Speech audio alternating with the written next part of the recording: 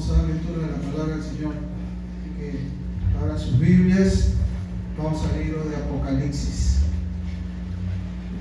Apocalipsis capítulo 6.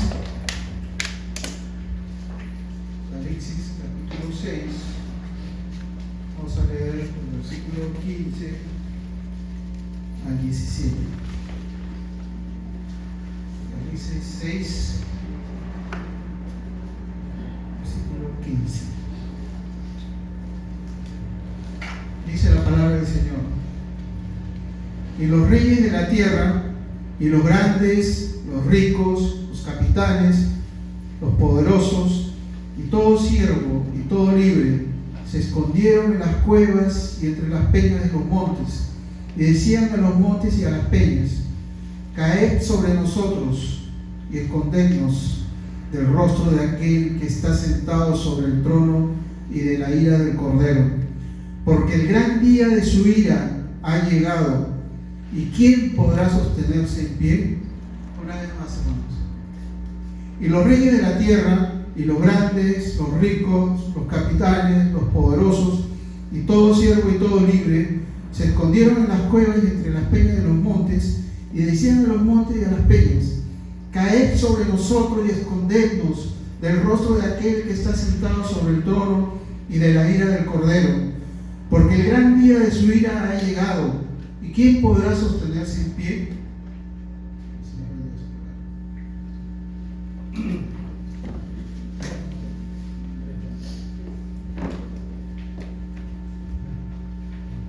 ¿Qué tal, mis hermanos? Tenemos el privilegio de poder estar en la casa de Dios y poder meditar en la palabra del Señor. Tengan un poco de compasión, estoy un poco congestionado, con malestar y un poco afiebrado, pero como siempre digo, tendría que estar muy mal para dejar de venir a la casa del Señor. No porque sea el pastor, siempre ha sido así conmigo. La casa del Señor para mí es muy importante y para mí es una bendición, así que les pido un poco de compasión si es que me trago un poco, pero trataré de hacer lo mejor que se puede. Entramos a la etapa final o a la recta final de este tema que comenzamos a principios de este año, conociendo al Dios verdadero. Y entramos a la recta final porque este es el último mes en que estaremos meditando en este tema tan crucial y tan importante para la vida. Conocer a Dios es el conocimiento más necesario y más urgente que todo hombre y que toda mujer necesita. Es el conocimiento por excelencia supremo y urgente para todo hombre. Por eso hemos estado viendo los atributos de Dios en estos meses, porque los atributos de Dios son las características de su ser.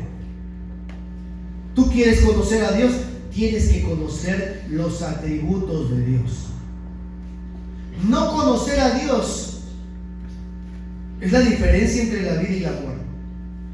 Vamos a ver un ejemplo para que tú veas el daño inmenso, lo trágico que es no conocer a Dios. Vamos al libro de Jueces, capítulo 2, porque allí se nos relata de manera gráfica qué es lo que pasa cuando los hombres y mujeres no conocen a Dios.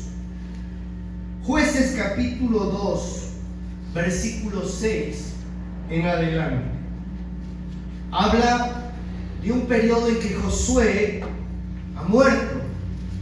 Todos los siervos de Dios tienen un momento en que parten de este mundo. Y dice el texto: porque ya Josué había despedido al pueblo y los hijos de Israel se habían cada uno a su heredad para poseerla, y el pueblo había servido al Señor todo el tiempo en que Josué había vivido y todo el tiempo de los ancianos que sobrevivieron a Josué, los cuales habían visto todas las grandes obras de Dios que él había hecho por Israel. Pero murió Josué, hijo de Nun, siervo del Señor, siendo de 110 años. Y lo sepultaron en su heredad en Timnat-Sera, en el monte de Efraín, al norte del monte de Gaas. Y preste atención con lo que viene a continuación. Y toda aquella generación también fue reunida a sus padres. Y se levantó después de ellos otra generación que no, subraya esto, no conocía a Dios ni la obra que él había hecho por Israel. No solamente es importante que uno pueda asistir a los cultos públicos. Aquí hay toda una generación nueva que no conoce a Dios. Conoce el ritual, conoce que hay que reunirse, pero no conoce a Dios de manera personal. Y tanto es así que dice que no conocía a Dios ni la obra que Dios había hecho por Israel. Ignoraban. Y esto trae como consecuencia lo que viene a continuación. Versículo 11. Este es el resultado de no conocer a Dios. Después los hijos de Israel hicieron lo malo ante los ojos del Señor y sirvieron a los Baales. Dejaron al Señor, el Dios de sus padres, que los había sacado de la tierra de Egipto, y se fueron tras otros dioses, los dioses de los pueblos que estaban en sus alrededores, a los cuales adoraron y provocaron a ira al Señor. Cuando tú no conoces a Dios, ese es el resultado. Es una advertencia para todos nosotros, ¿no? Nosotros que tenemos hijos, nosotros somos una generación. La pregunta será que después de nosotros, nuestros hijos ¿conocerán a Dios? Conocer a Dios es algo personal, tan personal que Jesús dijo que para entrar por la puerta estrecha entra una persona a la vez. Tú no puedes entrar al lado de tus hijos, pero tú sí puedes hacerles entender y darles el conocimiento de Dios. Toda una generación provocó a Dios a ira con la idolatría, porque si tú no conoces a Dios, te vas a involucrar en la idolatría, definitivamente. Hoy vamos a meditar en la ira de Dios.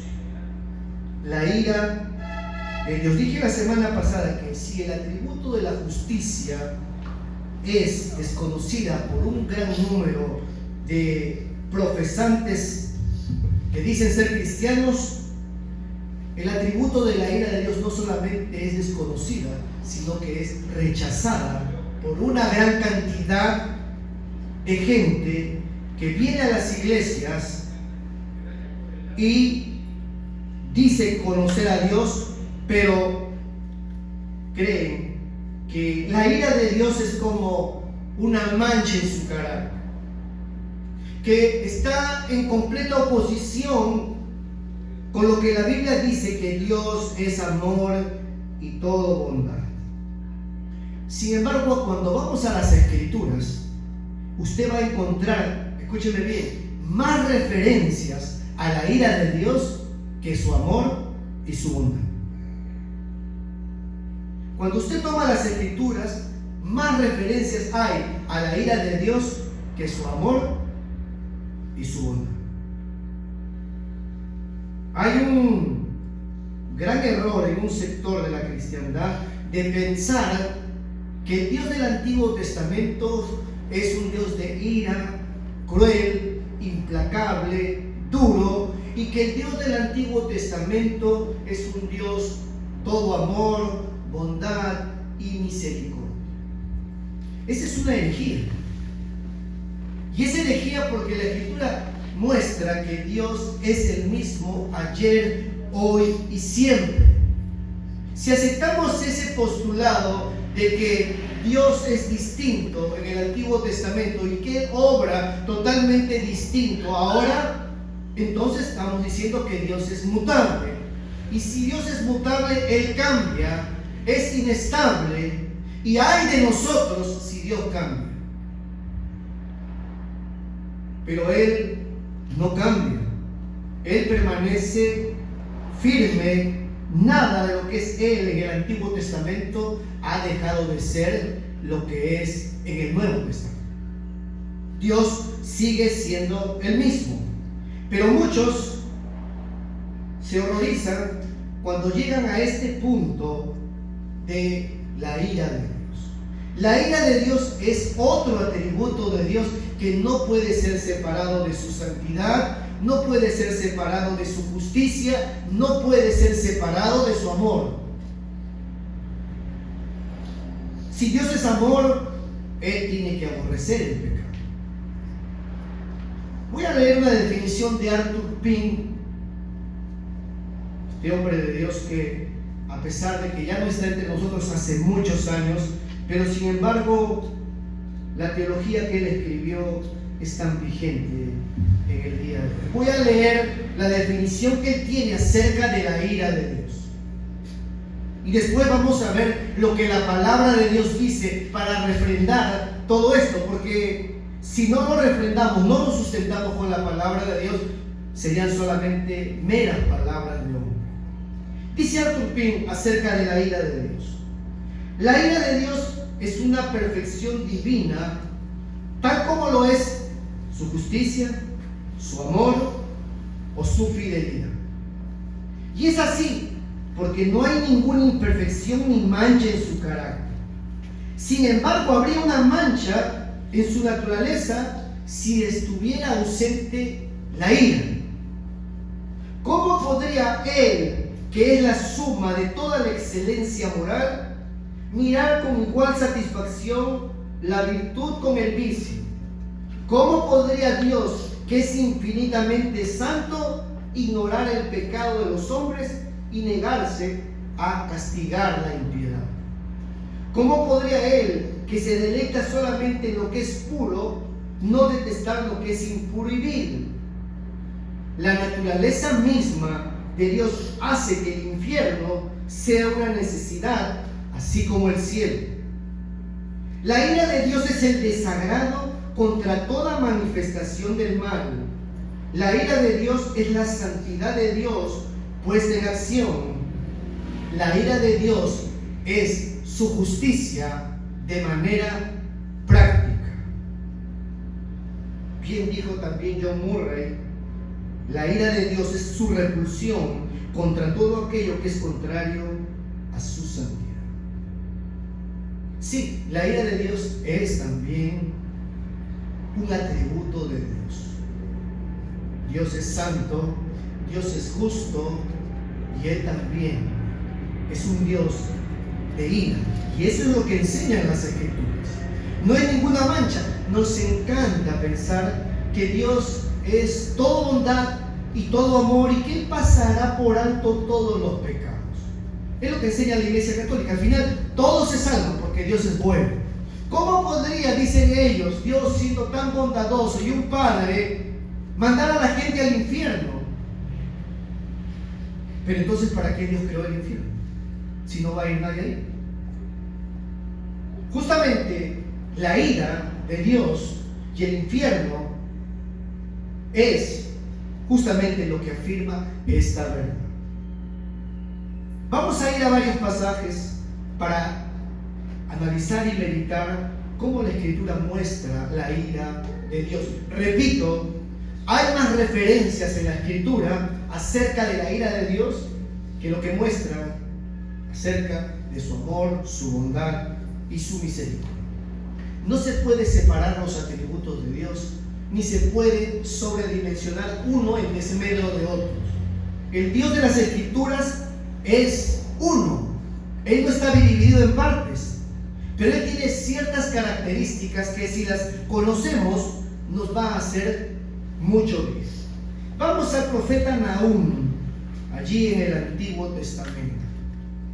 Nahum, capítulo 1.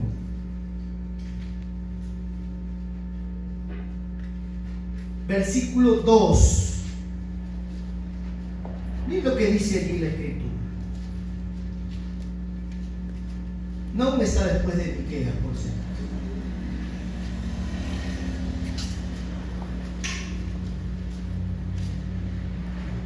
Dice así la Escritura. Versículo 2. El Señor es Dios celoso. Ya hemos visto este atributo de Dios. Dios celoso y vengador. Dios es vengador, lleno de indignación. Se venga de sus adversarios y guarda enojo para sus enemigos. ¿Qué le parece a usted la descripción de un Dios así? ¿Sabía usted que Dios es vengativo? Y que Él guarda venganza para sus adversarios. Indignación, Él se indigna. Literalmente significa este texto que Él está lleno de ira. ¿Y saben qué más dice? Llena de furia y de enojo. Se venga de sus adversarios, es decir, de aquellos que se oponen a Él. Y la palabra adversario tiene aquí su conjugación de la palabra Satanás, alguien que se opone a Dios. Él guarda enojo para sus enemigos. La palabra guardar aquí es abrigar, reservar, porque la ira de Dios muchas veces opera inmediatamente, pero también la Biblia enseña que la ira de Dios está siendo guardada y reservada para un día especial. Él guarda enojo para sus adversarios, guarda y abriga, reserva el enojo para sus enemigos. ¿Quiénes son los enemigos de Dios? Aquellos que lo aborrecen. ¿Y cómo sabemos que alguien aborrece a Dios? No es necesario que un hombre diga, yo soy enemigo de Dios. Lo aborrece. Sus obras indican que él es un enemigo de Dios. Cuando alguien abiertamente e impíamente, a través de sus hechos, va indicando que hace todo lo contrario a lo que Dios ha ordenado, él es un enemigo abierto de Dios. Hay otros que no son tan abiertos, pero en su corazón lo son. Ahora, vamos al versículo 5 y 6, donde se describe cómo es ya la ira de Dios de una manera. Los montes tiemblan delante de Él y los collados se derriten. La tierra se conmueve a su presencia y el mundo y todos los que en él habitan. ¿Quién permanecerá delante de su ira? Eso acabamos de leer en Apocalipsis, ¿verdad? Para que vean ustedes cómo la Biblia tiene una unidad de pensamiento. ¿Quién permanecerá delante de su ira? ¿Y quién quedará en pie en el ardor de su enojo? Su ira se derrama como fuego y por él se hienden las penas. Para su pueblo, Él es bueno. Miren lo que dice a continuación. El Señor es bueno, fortalece en el día de la angustia, conoce a los que en Él confían. Pero para los impíos, dice a continuación, mas con inundación impetuosa consumirán a sus adversarios y tinieblas perseguirán a sus enemigos. ¿Conocía usted a Dios de esta manera? Dios es un Dios celoso, Dios es un Dios vengador, Dios es un Dios que guarda rencor para sus enemigos. Y esto es lo que dice la palabra del Señor, ¿no? Y debemos tener presente esto para que tengamos una imagen de lo que significa la ira de Dios. La pregunta es, ¿qué cosa es lo que provoca la ira de Dios? Las Escrituras hablan constantemente de que su ira se enciende y se inflama de pronto su furor. Hay una palabra en hebreo para ira, y está en el texto que hemos leído. La ira habla de una palabra hebrea, af, que significa resoplar fuertemente, como resopla un toro que está embravecido que va a salir al ruedo. Para que tengan ustedes la imagen de que cuando Dios se enoja, está totalmente enfurecido y va a tomar venganza de aquellos que son sus adversarios. La Biblia habla a través de las Escrituras cómo Dios manifestó su ira una y otra vez. ¿Saben lo que provoca la ira de Dios? El pecado, la rebelión abierta, la contumacia, la persistencia en la maldad es lo que despierta la ira de Dios. Pensemos por un momento desde Génesis al comienzo. Por un solo pecado se manifestó la ira de Dios y Adán y Eva fueron maldecidos con la muerte y fueron echados de la presencia de Dios para siempre. Cada vez que una persona muere, sea nuestro familiar, sean personas queridas o quien fuere, nos debe de recordar la ira de Dios. Todos los hombres vamos a morir y justamente esa es la sentencia de la ira de Dios por haber pecado contra Él. El día que peques, ciertamente morirás y no hay ningún hombre que pueda librarse de la muerte. Tarde o temprano, tú y yo vamos a tener una cita ineludible con la muerte. Esa es la ira de Dios. Eso no ha dejado de cumplirse invariablemente a través de los siglos y de los miles de los años. Hay algunos que creen que van a vivir, ¿no? Algunos ilusos piensan que van a vivir después de morir.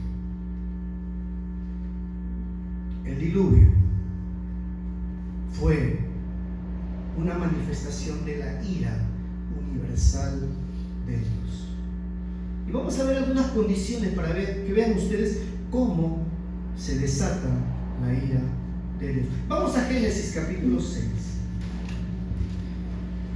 Y ustedes van a ver cómo las condiciones del mundo cada vez son más parecidas al mundo antediluviano. Es decir, al mundo antes del diluvio. Génesis capítulo 6, versículo 5. Y vio Dios que la maldad de los hombres era mucha en la tierra, y que todo designio de los pensamientos del corazón de ellos era de continuo mal. Y se arrepintió Dios de haber hecho al hombre en la tierra, y le dolió en su corazón. Y dijo Dios: traeré de sobre la faz de la tierra a los hombres que he creado, desde el hombre hasta la bestia y hasta el reptil y las aves del cielo, pues me arrepiento de haberlos hecho. Miren lo que dice el versículo 13.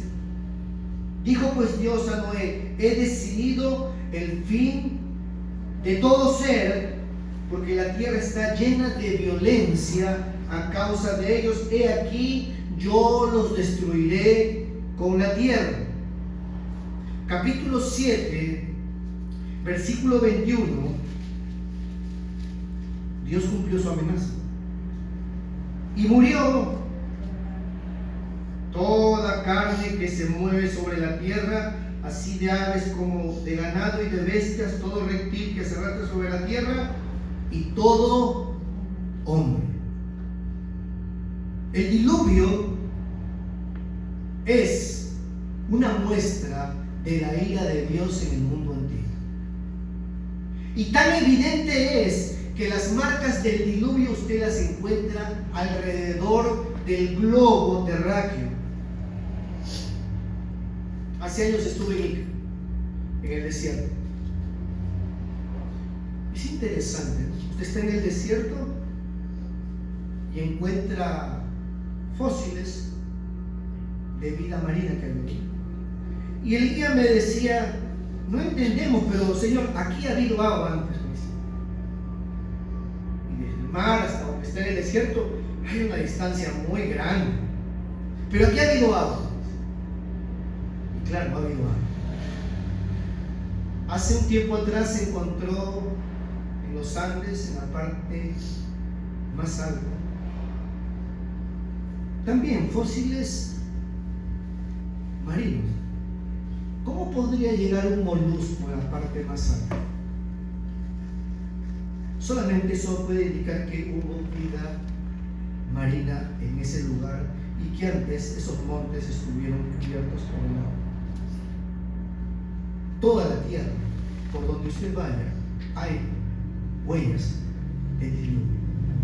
Y el diluvio es la manifestación de la ira de Dios en el mundo antiguo. He decidido poner fin a todo ser viviente, porque Dios vio que el corazón de ellos continuamente pensaba en mal. La tierra estaba llena de violencia. Miren, se parece mucho a nuestro mundo de hoy. ¿O usted parece que vivimos en una sociedad pacífica?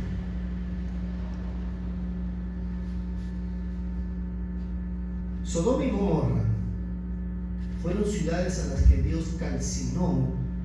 Y dice en el Nuevo Testamento que es una señal para nosotros del juicio y de la ira de Dios. Y cuando tú vas a las Escrituras, te das cuenta de que las ciudades de Sodoma y Gomorra, la sociedad que vivía en ese tiempo, parece casi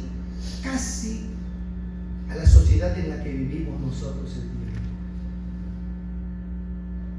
Y Dios derramó su ira sobre ellos.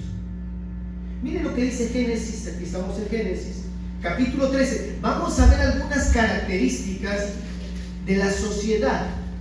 ¿Cómo eran los hombres de Sodoma y Gomorra? La Biblia te da una serie de características, te ilustra cómo eran los hombres de Sodoma y Gomorra y cómo Dios se inflamó su furor y su ira y destruyó a esas dos ciudades, de tal manera que cuando usted llega allí, a ese lugar ahora, solamente encuentra alquitrán y cenizas. No crece nada allí. Mire lo que dice Génesis capítulo 13, versículo 13. Mas los hombres de Sodoma eran unos angelitos. Eran malos y pecadores contra Dios. No poco, en gran manera. En gran manera. Capítulo 19. Vamos a seguir viendo el gráfico, cómo la Biblia te va mostrando el carácter de estos hombres. Los ángeles han llegado por orden expresa de Dios para destruir Sodoma y Gomorra. Dice el capítulo 19, versículo 4. Pero antes que se acostasen, rodearon la casa de los hombres de la ciudad, los varones de Sodoma, todo el pueblo junto, desde el más joven hasta el más viejo. Y llamaron a Lot y le dijeron: ¿dónde están los varones que vinieron aquí esta noche? Sácalos para que los conozcamos.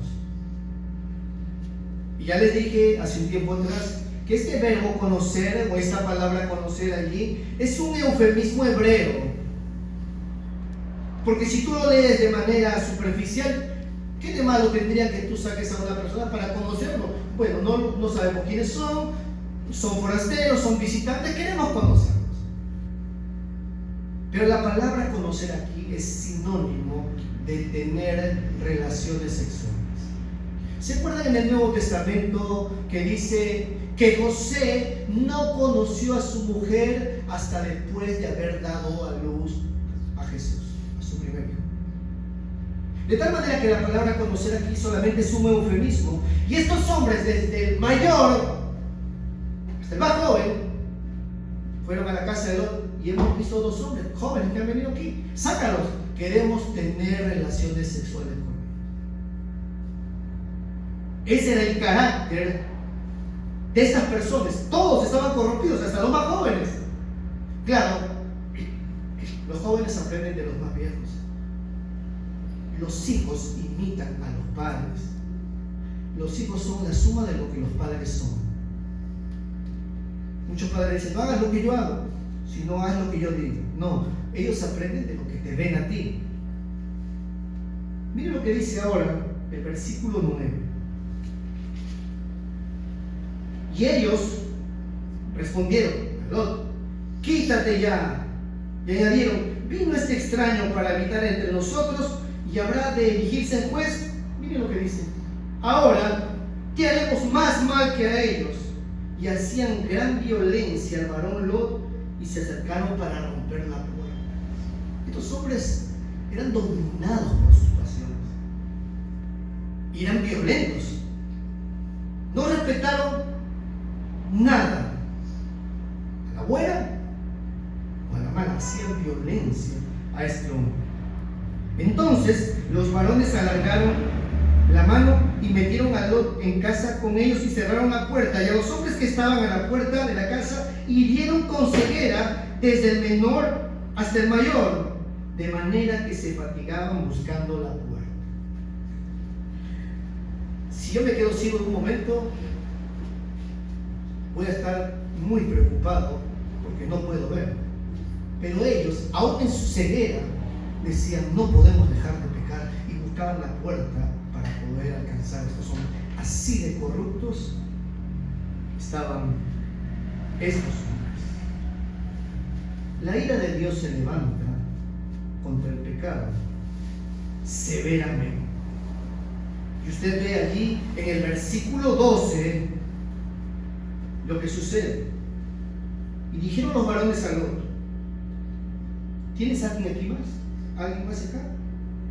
Yernos, tus hijos, tus hijas, todo lo que tienes en la ciudad, sácalo de este lugar, porque vamos a destruir este lugar por cuanto el clamor contra ella ha subido de punto delante del Señor. Por tanto, Dios nos ha enviado para destruir. Dios nos ha enviado para destruir. El pecado enciende la ira de Dios. El pecado inflama la ira de Dios. Versículo 24.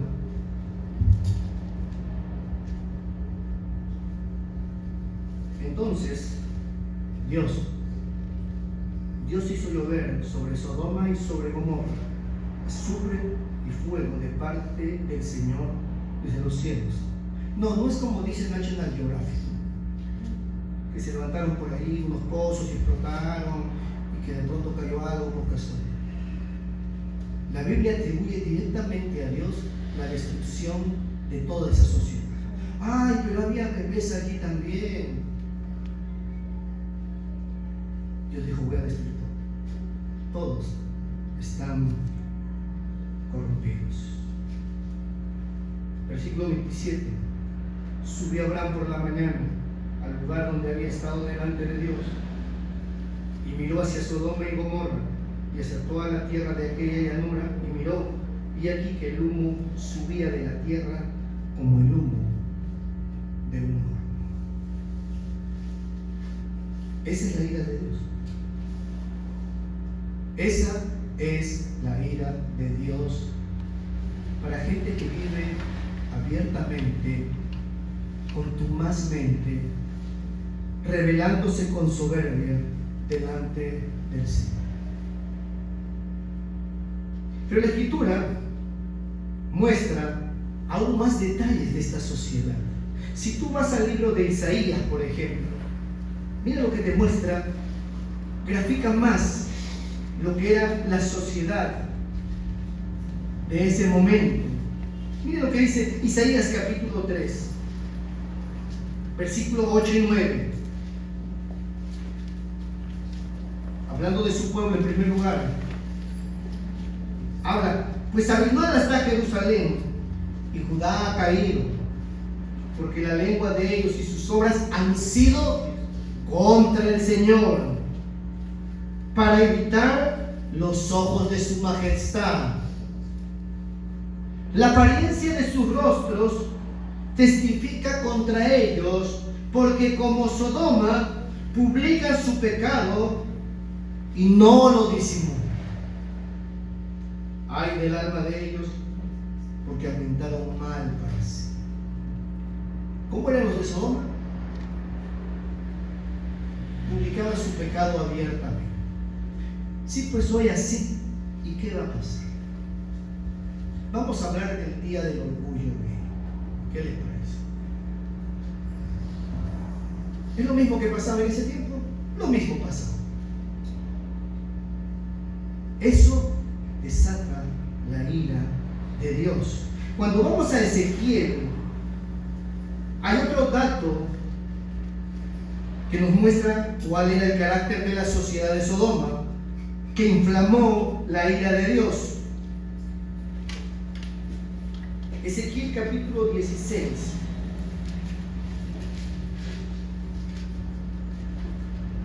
Versículo 49. Y nuevamente el Señor está usando a Sodoma como una comparación con su pueblo que lo ha abandonado. Y nos dice cómo era la ciudad de Sodoma, qué es lo que había allí, qué es lo que ellos amaban.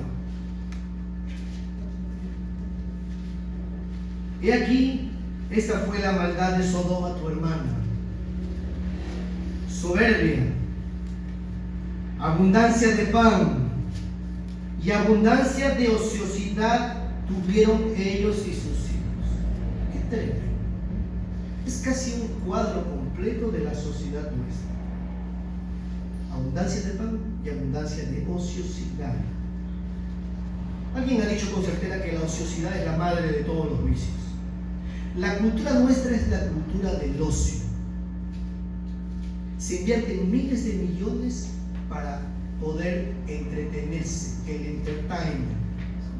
La gente está dispuesta a pagar miles de dólares por ver un partido de fútbol, miles de soles por ver a cantantes que desparraman sus impiedades.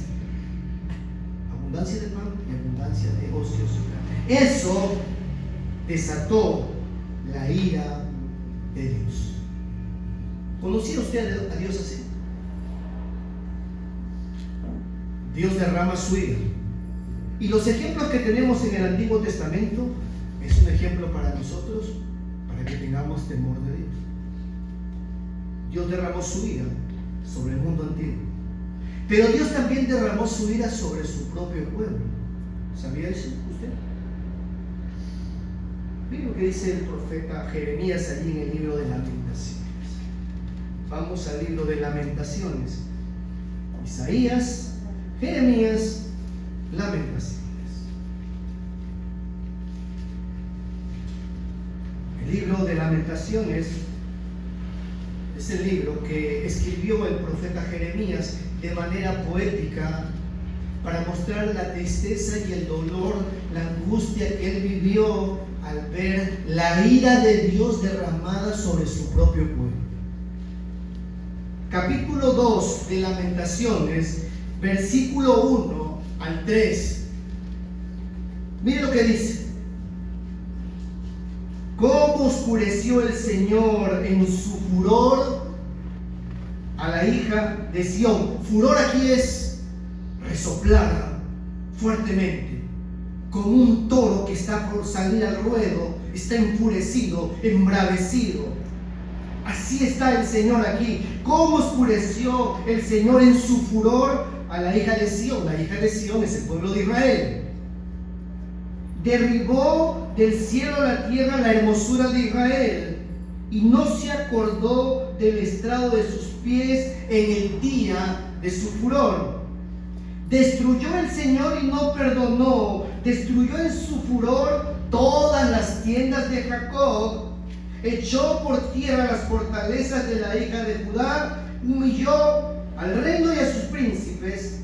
Cortó con el ardor de su ira todo el poderío de Israel, retiró de él su diestra frente al enemigo y se encendió en Jacob como llama de fuego que ha devorado alrededor.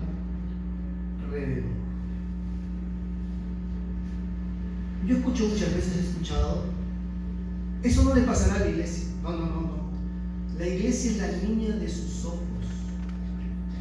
A Israel porque ellos fueron rebeldes. Y no somos muchas veces así. Al corazón contrito y humillado, Dios no desprecia. Pero la soberbia y la arrogancia enciende la ira de Dios. Dios actuó así con su pueblo que Él escogió. La iglesia ha sido enseñada mal. Les han enseñado que pueden andar como ellos quieran y que no va a pasar nada, porque la gracia sobreabunda ahora. Nada más falso, porque la ira de Dios sigue siendo la misma y su indignación contra el pecado sigue siendo el mismo. Versículo 21 de este mismo libro. Mire lo que dice allí. Versículo 21. Niños y viejos yacían por tierra en las calles. Mis vírgenes y mis jóvenes cayeron a espada. Mataste en el día de tu furor, degollaste y no perdonaste. Has convocado de todas partes mis temores como en un día de solemnidad, y en el día del furor de Dios no hubo quien escapase ni quedase vivo. Eso hizo Dios con su pueblo Israel.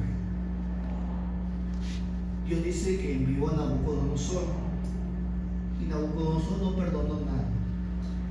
Ni jóvenes, ni niños, ni ancianos, ni sacerdotes, ni profetas. El Señor derramó su ira como agua impetuosa. Y Dios les da la razón, en el sentido, les muestra cuál es la razón de por qué ha venido la ira de Dios sobre él. Miren lo que dice el versículo 11. Versículo 11. Capítulo 4, versículo 11. Cumplió el Señor su enojo. Derramó, ¿qué cosa? El ardor de su ira. Y encendió en Sión fuego que consumió hasta sus cimientos.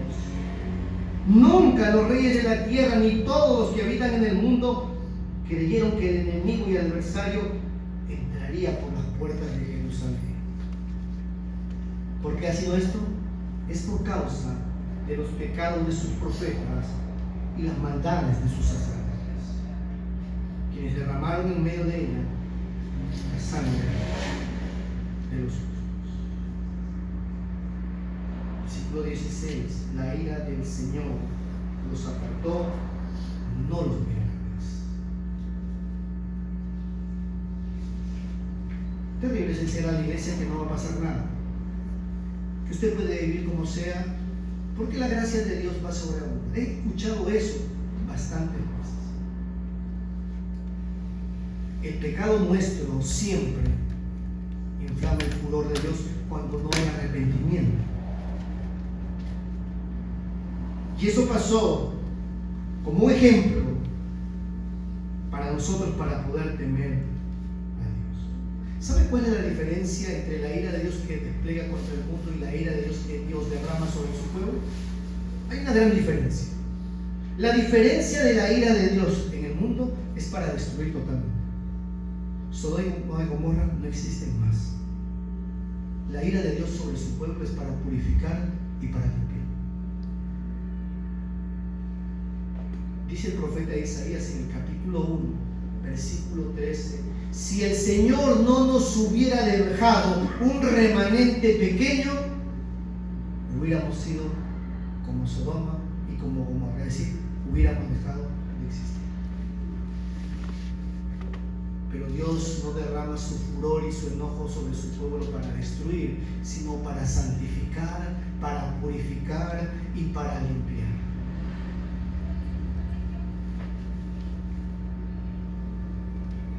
Y en el Nuevo Testamento se ve la ira de Dios.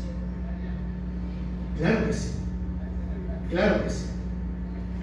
Cuando usted va a Romanos, usted va a encontrar la descripción de cómo se revela la ira de Dios en este mundo. A veces no entendemos ni discernimos. Ya Pablo allí en 1 Corintios ha dicho de que por no andar en el temor de Dios hay muchos debilitados en la iglesia y muchos ya no están. Yo no digo que todos los que se enferman es por un pecado expreso, ni todos los que han muerto es porque han sido pecadores, no. Pero Pablo dice, sí, a veces la debilidad, porque Dios no quiere que perezcamos como Él. Dios se enoja y se indigna porque Dios es un Dios celoso. Y como Dios es un Dios amoroso, celoso con sus hijos, Él no va a permitir que andemos como nos parece. Dios es un Dios vengador. No somos enemigos de Dios, ¿verdad? Pero Él se venga de sus adversarios. Pero Él castiga a su pueblo. Él no guarda enojo para nosotros, pero sí nos disciplina. Para lo que nos es provechoso, dice, para que participemos de su santidad. Miren lo que dice Romanos, capítulo 1, versículo 18. Porque la ira de Dios se revela desde el cielo contra toda impiedad e injusticia de los hombres que detienen con injusticia la verdad. Fíjese el tiempo del verbo. La ira de Dios no dice se reveló, se revelará. Tiempo presente. La ira de Dios se revela desde el cielo contra toda impiedad de los hombres que detienen con injusticia la verdad. El versículo 24 al 27 se ve la evidencia de cómo Dios derrama su ira sobre la sociedad en la que vivimos. Por lo cual, versículo 24, este es el juicio de Dios, esta es la ira de Dios, por lo cual también Dios los entregó a la inmundicia en la concupiscencia de sus corazones, de modo que deshonraron entre sí sus propios cuerpos, y ya que cambiaron la verdad de Dios por la mentira, honrando y dando culto a las criaturas antes que al Creador, el cual es bendito por los siglos. Por eso Dios los entregó a pasiones vergonzosas, pues aún sus mujeres cambiaron el uso natural por el que es contra la naturaleza, y de igual modo también los hombres, dejando el uso natural de la mujer, se encendieron en su lascivia unos contra otros, hombres con hombres, y recibiendo en sí mismo la retribución debida a su extravío. ¿Sabe cómo se manifiesta el juicio de Dios, su ira, en este tiempo? Cuando Dios no pone ningún freno y deja a los hombres que ellos sigan los deseos de su corazón. Dios abandona a alguien y esa persona o esa sociedad se empieza a hundir en un túnel sin freno. Esa no es la sociedad en la que vivimos. Esa es la sociedad en la que vivimos. Dice la Escritura que Dios retribuye en sí mismos, en sus cuerpos, la retribución a sus desvaríos. Y usted tiene a continuación el resultado de la ira de Dios. Versículo 27.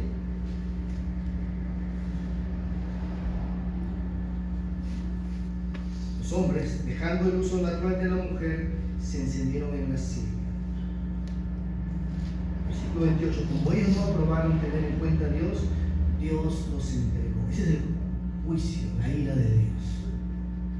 Los entregó a una mente reprobada a hacer cosas que no convienen, estando atestados de injusticia, fornicación, perversidad, avaricia, maldad, llenos de envidia, homicidios, contiendas, engaños, malignidades, murmuradores, detractores, aborrecedores de Dios, injuriosos, soberbios, altivos, inventores de males, desobedientes a los padres, necios, desleales, sin afecto natural, implacables, sin misericordia.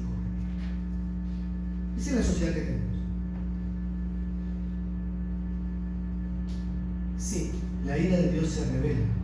El día de hoy se revela, mostrando de esa manera, abandonando y dejando a los hombres hacer lo que ellos quieren. Usted ve hombres que están entregados a toda la maldad y a toda la impiedad. Yo mucho me acuerdo de un hombre que me dijo: yo no quiero ir al cielo. Les he contado, yo no quiero ir al cielo, yo quiero ir al infierno. El cielo va a ser aburrido. Te veo a ti y eres aburrido. Yo quiero ir al infierno. Ahí están las chicas malas. Ahí voy a divertir. No sabes lo que hablas.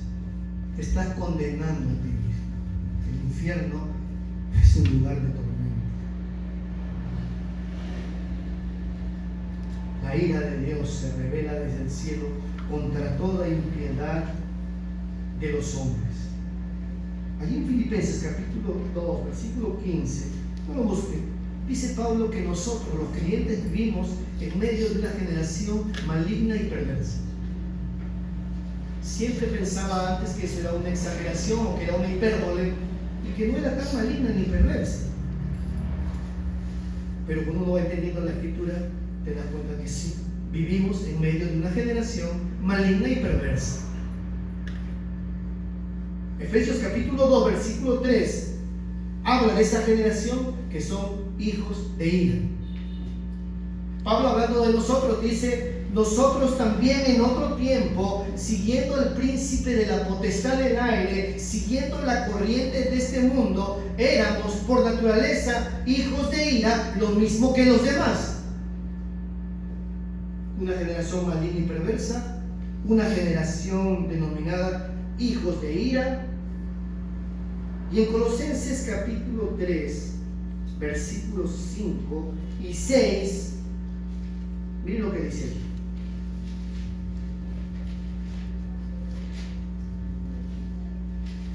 Colosenses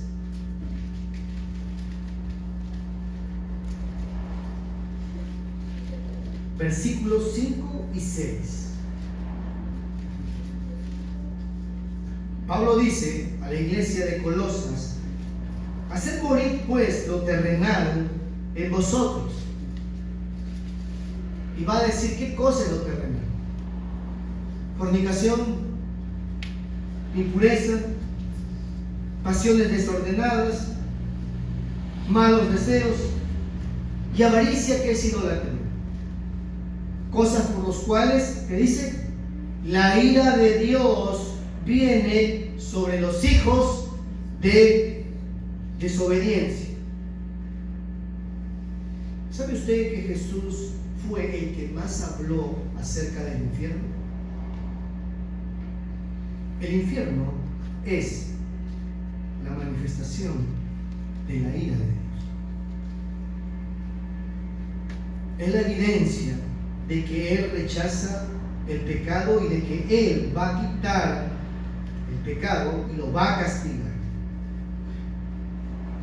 No tengo las cifras exactas, pero en cada evangelio Jesús habló del infierno y habló de la ira de Dios como algo que iba a derramarse. Mateo capítulo 10, versículo 28. Ahí hay una cita directa. El Señor Jesucristo está enseñando.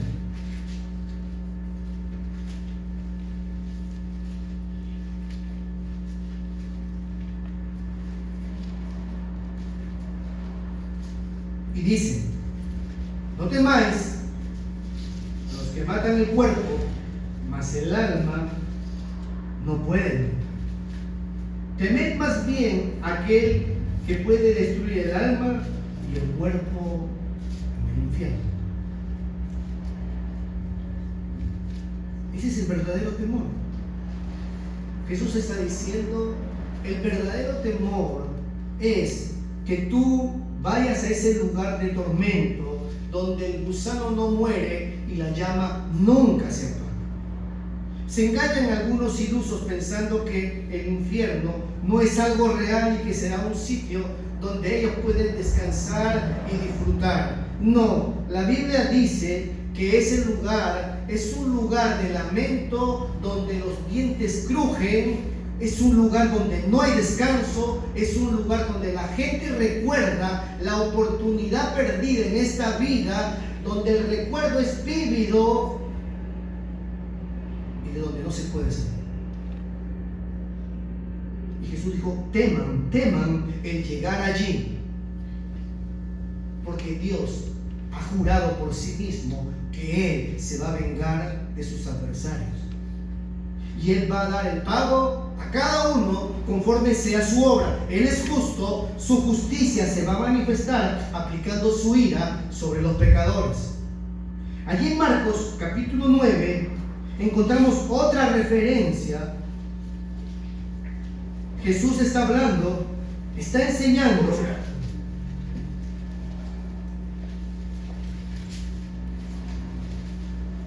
Marcos capítulo 9.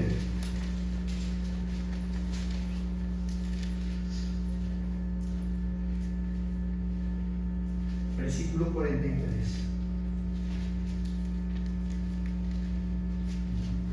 Y si tu mano te fuere ocasión de caer, córtala. Mejor te es entrar en la vida manco que teniendo dos manos e ir al infierno, al fuego que no puede ser apagado. Donde el gusano de ellos no muere, fuego nunca se apaga. Y si tu pie te fuere ocasión de caer, córtalo. Mejor es entrar a la vida cojo que teniendo dos pies y ser echado en el infierno, al fuego que no puede ser apagado, donde el gusano de ellos no muere, el fuego no se extingue. Y si tu ojo te fuere ocasión de caer, sácalo. Mejor te es entrar en el reino de Dios con un ojo que teniendo dos ojos y ser echado en el infierno, donde el gusano de ellos no muere y el fuego nunca se apaga. 3 veces repite lo mismo para reafirmar la verdad de la ira de Dios. El infierno es una manifestación de la ira de Dios. Romanos dice, pero tú por tu dureza atesoras para ti ira para el día de la ira, en el día en que Dios retribuirá y pagará a cada uno conforme haya sido su obra. Hay un día en que la ira de Dios se manifestará como nunca ha sido manifestada. La palabra orye habla de la ira de Dios como acumulándose, como reservándose para un gran día. La Escritura dice que aún la creación gime con dolores de parto. Muchas cosas que suceden en este mundo, donde poblaciones son destruidas, miles mueren en un terremoto, miles mueren en un maremoto. ¿A quién podríamos atribuir eso? ¿A las fuerzas de la naturaleza? Dios dice, yo soy quien creo la paz y la felicidad. Yo, el Señor, soy el que hago todo eso. Dios sigue derramando su ira. Lo que pasa es que nuestros ojos no tienen la capacidad de discernir cómo se manifiesta la ira de Dios el día de hoy. Dios es soberano. Vamos a Apocalipsis, el pasaje que leímos al comienzo, porque justamente ella habla del gran día, de la ira del Cordero. Capítulo 6, versículo 15 y 17.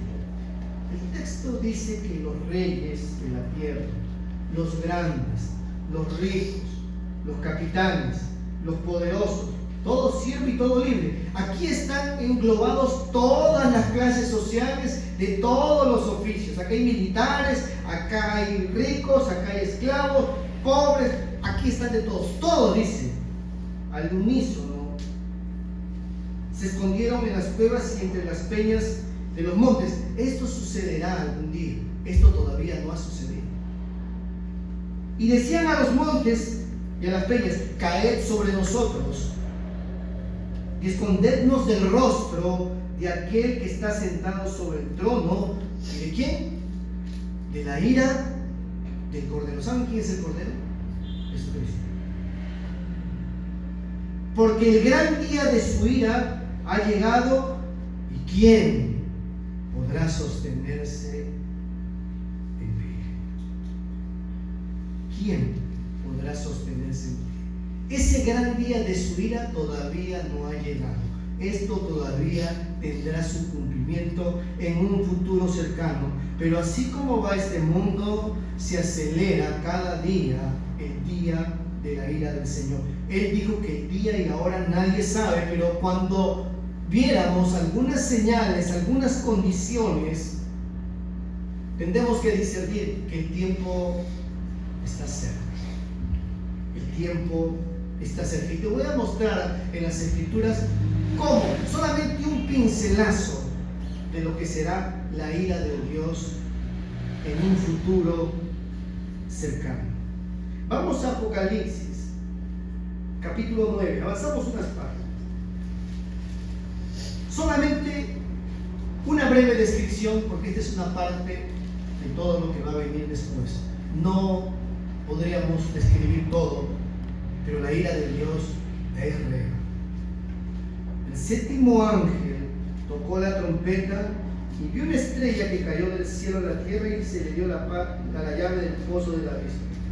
Y abrió el pozo del abismo, y salió humo del pozo como humo de un gran horno. Se oscureció el sol y el aire por el humo del pozo. Y del humo salieron langostas sobre la tierra, y se les dio poder como tienen poder los escorpiones de la tierra. Y se les mandó que no dañasen la hierba de la tierra, ni a cosa verde, ni a ningún árbol, sino solamente a los hombres que no tuviesen el sello de Dios en sus frentes.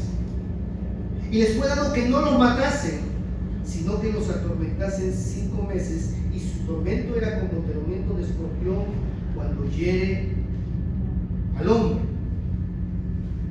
Y en aquellos días, miren lo que dice: los hombres buscarán la muerte, pero no la hallarán. Ansiarán la muerte, pero la muerte huirá de ellos. Versículo 18. Por estas 3 plagas fue muerta la tercera parte de los hombres, por el fuego, el humo y el azufre que salía de su boca. La tercera parte de los hombres. ¿Cuánto es la población mundial? Llegamos a 7.000. No sé, sí, 7.000. Entonces, ¿cuánto sería la tercera? 2.300 millones. Miren, el COVID queda hecho nada. ¿Usted sabe lo que mueran 2.300 millones de personas de golpe? No va a haber sitio ni donde enterrar. Una pestilencia, la propagación de enfermedades. Si en el COVID solamente colapsó todo, o gran parte del sistema de salud y aún los entierros. Ahora usted pensará, dice, la gente al ver esto se arrepentirán de repente. No, porque el versículo 20 y 21 dice esto: los otros hombres que no fueron muertos con estas plagas, ni aun así se arrepintieron de las obras de sus manos, ni dejaron de adorar a los demonios y a las imágenes de oro, de plata, de bronce, de piedra y de madera, los cuales no pueden ver, ni oír, ni andar. y no se arrepintieron de sus homicidios, ni de sus fechorías, ni de su fornicación, ni de sus hurtos. Repito, esto es solamente un pincelazo de la ira venidera. Falta mucho más. El libro de Apocalipsis te detalla con lujo de detalles cómo será el gran día de la ira del Señor. Aquí faltan las copas de la ira, mencionadas en el capítulo 16, 19. Dice la Escritura que nosotros hemos sido librados de la ira. Hay una ira que está por venir y que se acelera. Cuando tú ves allí en el capítulo 19 del mismo libro de Apocalipsis, ves apareciendo al Señor Jesucristo. En el versículo 11, entonces vi el cielo abierto y aquí un caballo blanco, y el que lo montaba se llamaba Fiel y Verdadero, y con justicia juzga y pelea. Sus ojos eran como llamas de fuego, y había en su cabeza muchas diademas para hablar de su autoridad, y tenía un nombre escrito que ninguno conocía sino él mismo, y estaba vestido de una ropa teñida en sangre. En otro pasaje dice que sus ropas están teñidas de la sangre de sus enemigos. Su nombre es el Verbo de Dios, y los ejércitos celestiales, vestidos de lino finísimo, blanco y limpio, le seguían en caballos blancos. De su boca sale una espada aguda para herir con ellas a las naciones, y él las regirá con vara de hierro, y él pisa el lagar del vino del furor de Dios, de la ira del Dios Todopoderoso. Esa ira se está acelerando. Si te enseñaron que Dios es todo amor y todo bondad, que Él pasa por alto todas las cosas, que es un viejito que con la justa es cómplice de todos los malvados, te engañaron. Recuerda, el texto que leímos en Nahum dice que Él guarda el enojo para sus enemigos. Primera de Tesalonicenses, por favor.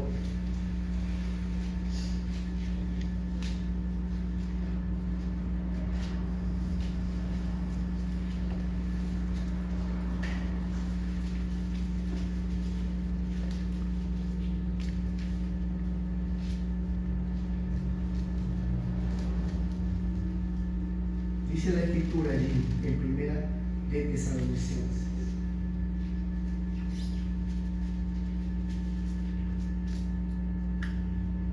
Que Dios nos ha librado de la ira venidera. Versículo 10. Y esperar de los cielos a su Hijo, el cual resucitó de los muertos, Jesús, quien nos libra de ¿qué? De la ira venidera. El cuadro más grande de la ira de Dios es la cruz del Calvario. Dios desató toda su ira sobre su Hijo para que tú y yo pudiéramos tener paz. El castigo de nuestra paz fue sobre Él, y por su llaga nosotros fuimos curados. Por su justicia mi siervo justo justificará a muchos. Luego que ha puesto su vida en expiación por muchos, verá el linaje y quedará satisfecho. Tenemos que predicar para que Cristo reciba la satisfacción de sus sufrimientos. La ira de Dios se derramó de manera total sobre Jesucristo. Él, estando en el huerto de Getsemaní, orando antes de ser crucificado, él sabía lo que iba a padecer. Oraba diciendo: Padre, si es posible que pase de mí esta copa. Y dice que grandes gotas de sudor de sangre caían mientras él oraba. Pero que no se haga mi voluntad, sino la tuya. Y aparecieron ángeles para poder confortarlo en ese momento. Al día siguiente, él entregaría su vida por los pecadores, por nosotros. El justo por los injustos, para llevarnos a Dios. Estando en la cruz del Calvario, antes de morir, él oró y dijo: Padre, ¿por qué me has desamparado? Aún en su muerte, el Señor Jesucristo nos da ejemplo. Oró antes de morir, segundos antes, diciendo: Padre, en tus manos encomiendo mi espíritu. Y habiendo dicho esto, entregó el alma. Antes de morir dijo: tetelestai, cancelado está. La ira de Dios fue satisfecha en la cruz del Calvario. Por eso Él es digno de toda gloria, porque Él quiso morir voluntariamente por ti y por mí. Él dijo: nadie me quita la vida, yo la pongo de mí mismo. Tengo poder para ponerla y tengo poder para volverla a tomar. Él decidió morir voluntariamente por gente vil y pecadora como cada uno de nosotros. Dice la Escritura: porque de tal manera amó Dios al mundo, que ha dado a su Hijo unigénito, para que todo aquel que en Él crea no se pierda, sino que tenga vida eterna. El que cree en el Hijo tiene la vida. El que rehúsa creer en el Hijo no verá la vida, sino que la ira de Dios está sobre él. Y esta es la condenación: que la luz ha venido al mundo y los hombres amaron más las tinieblas que la luz, porque sus obras eran malas. Cristo nos libra de la ira venidera. Él es el Salvador de tu alma y el Salvador del mundo. No crees que vas a escapar. El único escape es venir a Cristo. Tus obras no te pueden salvar. Lo bueno que puedas hacer delante de Dios es ofensivo. Cristo es el precio por nuestros pecados. Él satisfizo totalmente la ira de Dios. Dice que el Señor quiso quebrantarlo y cargar sobre él el pecado de su pueblo. Gracias, Señor. No podría haber sido de otra manera. Todos nuestros pecados, no algunos, todos. La ira de Dios. ¿Cuánto se ha distorsionado la persona de Dios?